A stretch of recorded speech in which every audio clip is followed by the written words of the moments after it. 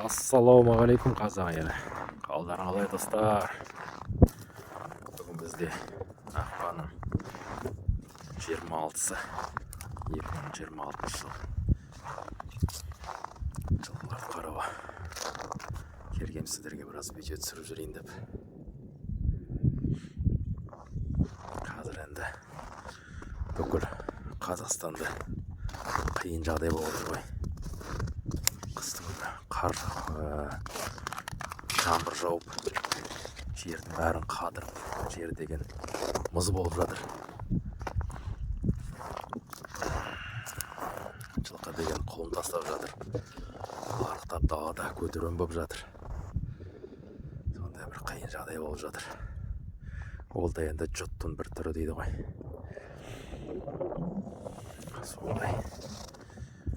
Алла қаласа енді біраз қалды. Біз де күнімізді санап жүрміз. Қашан күн жылынады деп. Біраз қалды ғой енді. Наурыз айы. Алдын ала ауа райын қарап жатырмыз. Бірақ енді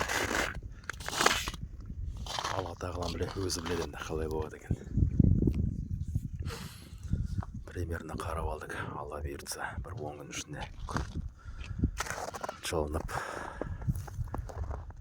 қалады деген ойдамыз енді. Ауа райын қарағанда. Сол міне бізде де міне жердің үсті бәрі мұз болып отыр. Мұнда бір-екі жабағы бар еді, арық. Соларды үйге алып кетейік дегенбіз. Оның үстіне қазір қалай дейсің жылқыны енді. Жылқыны тесуге болмайды қазір. Үйге жеткенше дейін өзі фигурный катание бір жерден сындырып құлап атса олай тоже болмайды. Аллахтан тілеп жатырмыз енді дұға жасап. Солай, мынау Кенжетай деген Байтал, алдында Қостанай деген, Қостанайка деген бием болатын, соның баласы. Шөкет алатын Байтал бұйытса енді буаз сияқты. Көреміз енді бұйырғаны болады. Аз күннің көзі шығып, бірақ сонда да міне қазір сағат неше? Сағат 12. Біздің жақта 26 градус суық болып тұр. Бүгін түнде 36-ға дейін барды. Малыштың ері айғырсыз жүр. Айғырсыз. 5-6 басын заман деген айғыр қос болған. Қалғанында осылай жүреді. Әзір түнге қарай енді осы ерді ортасынан бөліп, екі айғырға бөліп береміз ол үшін. Ғасыр мен заманға ердерін біраз жылқы қосылады, биелер қосылады. Байталдар. Ердер қалың болады енді. Солай деп шештім биылша. Солай болады енді. Екі ер қылдырам. Алла қаласа. Үш ердің артынан жүруге де біраз қиындау негізі.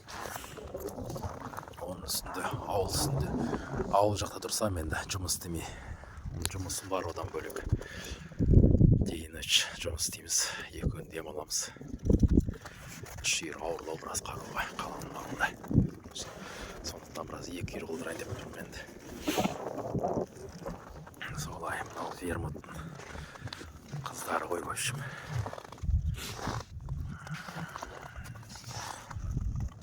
Қыздары мен бұлай болып отыр көшім. Анау жүрген Мадонна. Қара қасқа қылын жабағы Мадоннаның қызы. Биыл Мадонна ұрғашы ұмтылған. Оларда бәрі еркек болатын. Міне Мадоннаның жағдайы осылай биылша. Астын аяғы оянды. Бие арықтау. Шыдап кетеді. Алласы. Мадонна да арықтады. Енді қазір семіз жылқы жоқ шығар енді қыстың аяғында. Осылай қасындағыны жабағыз. Мадонна, алтайский бие. Малыштың баласы бұл. Жабағыз, малыштан түскен. Қара жабағы.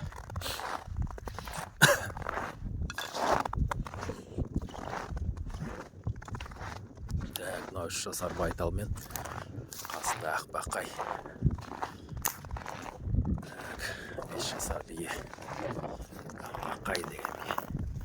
Ана жылы қысыр қалған биыл міне Аллахтың қалауымен буаз өніміз енді.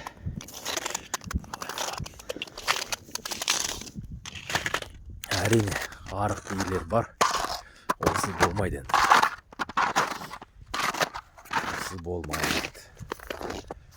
Міне жердің бәрі мұз болып жатыр, қатып жатыр.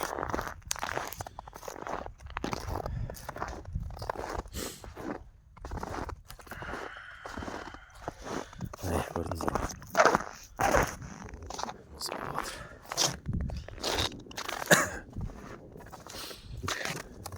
Солай достар. Аясы қолды. Телефон бәрі толып жатыр. Әне бір арық жабағы. Соны үйге алып кетейік дегенбіз. Қалай дейсің жатқан қазір? Жер бәрі мұз. Не шығатын айырасын, не жамбасын сындырасын биелер. Тем более міне биелердің сұрықтары керек қалды. Биыл міне ақырғы рет мал үшін төлін аламыз бұйыртса.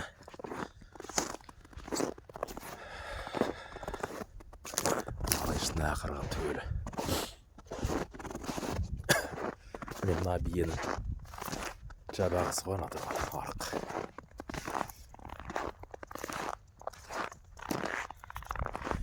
Есілбай деген ауылдан келген бие ғой, Есілбай жақтан. Павлодар облысы Есілбай деген кезден алған бие.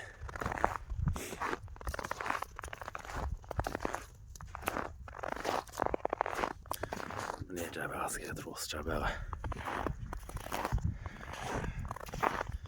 Осы жылқыға келгенде осы жабағаны қараймыз бірінші. Қалай екен деп. Жүрген жоқ па деп. Міне осындай арық.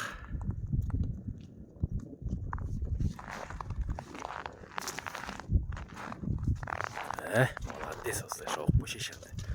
Біраз көңіл күйді көтеріп қойшеш біраз. Молодец. Жарайды, жаман емес, біраз шыда енді. 1-2 күн шыдашы өзі. Аязы түсіп қалады.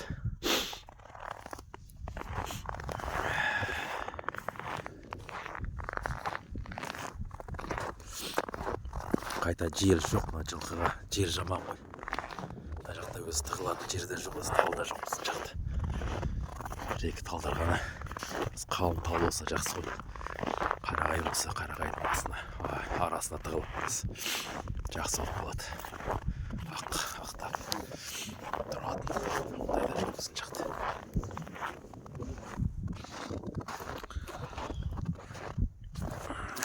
Мына байталдар енді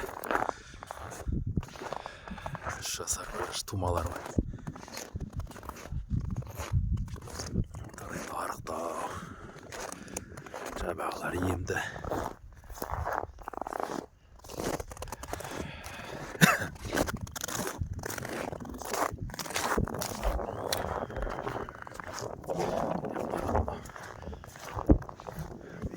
Қысырына байтал. Жарайды, өздері аман болса болды. Өздері аман жүрсе болды.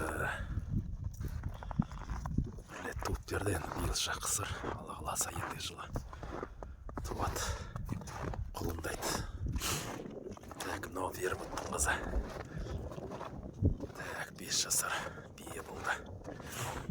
Ол да бие болып қалды. Вермуттың қыздары. Негізі былай айтқанда балалары жақсы, Аллахтың қалауымен. Негізі айғыр болғаннан кейін сондай айғыр болу керек қой. Тұқымы жақсы, қысты жақсы көтереді, переживать етпесін. Нағыз қазақи қазыл айғыр ғой, балалары да сондай. Алдында сүргөп жігіттер мал үшін ақырғы баласы есіме қалдырған. Если жақсы баға беріп жатсаңдар, соны сатып жүрем деп. сол видеоны түсірдім. Екінші күн өтіп кетті ғой. Екінші күн өтіп кетті. Подписчигім сатып алды. Қара жабағы. Ол да арықтады енді. Алла қаласа осы жолы үйге қалмасақ алып кетеді бұл жабағын. В общем, малыштан еркек жабағы қалған жоқ. Сатылып кетті, бәрі сатылды.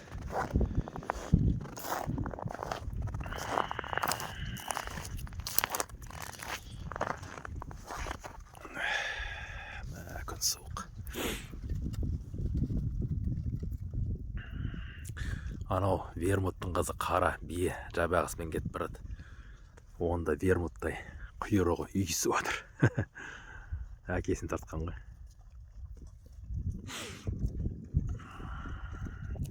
Ақбақайдың қызы. Ақтанаудың қызы. Ақтанаудан түскен. Ақтанаудан аумайды өзі.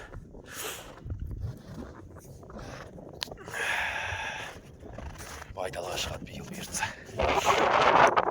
Солай жігіттер. Жоқ қайтайық. Ал енді жігіттер, аман сау болыңыздар, ауырмаңыздар. Сіздерге біраз видео түсіріп жіберейін деп. Кездескенше.